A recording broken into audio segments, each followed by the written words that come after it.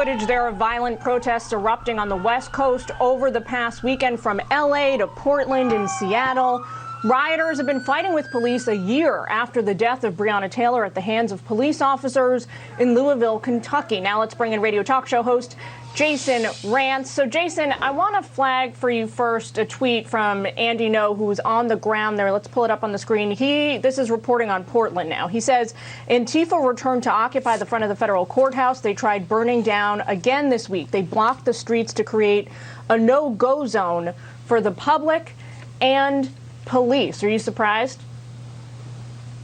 No, we've known that this was going to happen for a very long time. They took a brief intermission, but we are officially into the second act of the Antifa violence that we're going to see for the next several months, if not the entirety of the year, unless we start taking this seriously. Now, they say that they're doing this over the weekend for Breonna Taylor. Before that, it was for Indigenous people. In the coming weeks, it's going to be for George Floyd. But to be clear, they're not really interested in that. These are radicals who have an ideological agenda, and they're using those issues for cover so they can engage in this kind of domestic terrorism. When you're turning to violence and you've got an ideology in mind, that's exactly what this is. Jason, it wasn't just Portland, it was Seattle. Two of the usual suspects, right? It was also Los Angeles.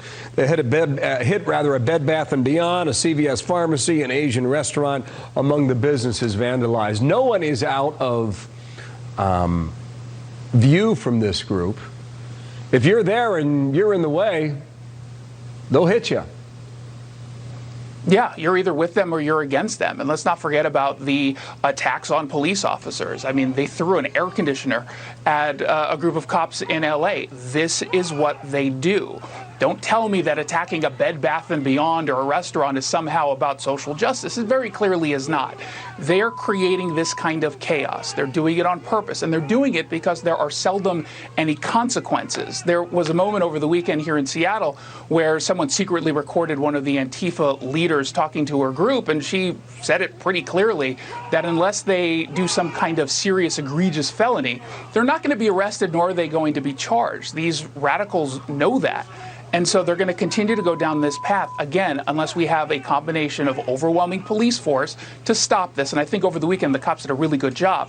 But then it has to be followed up with county officials who will actually charge and go the entire way. Jason, you mentioned follow-up here in terms of consequences for rioters, arsonists and the like.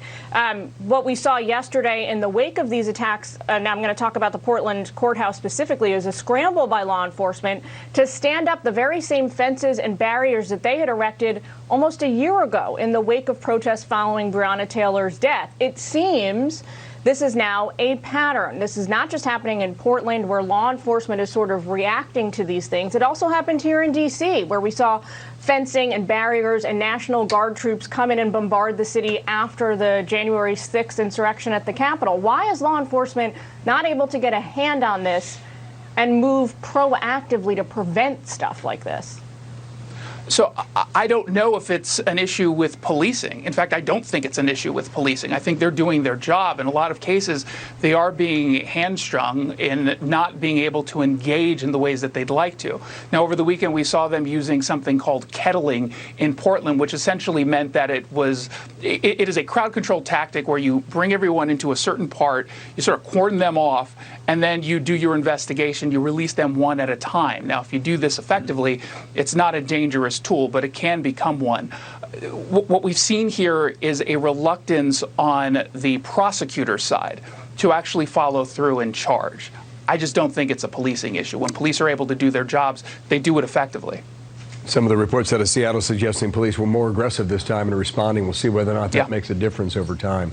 Jason, thank you. Jason Rantz in Seattle himself. Thank you. Thanks.